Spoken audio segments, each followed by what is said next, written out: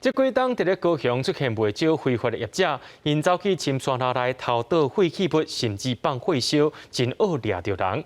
环保局最近有出动伫现场的无人机，对空中掌握业者偷倒的时间，落尾也顺利掠着凶手啊！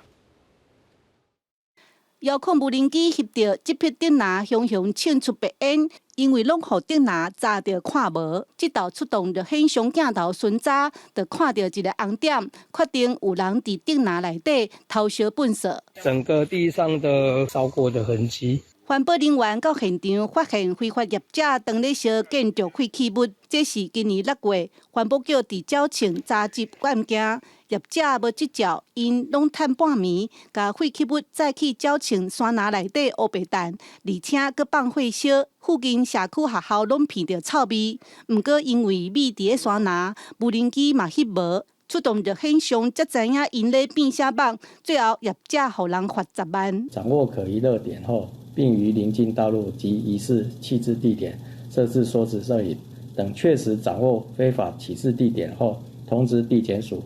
非法业者伫深山林内偷倒废弃物，手法愈来愈多。加在环保局有科技帮忙，双方斗先发，要是掠着违法。记者陈嘉文、赖维做高雄报道。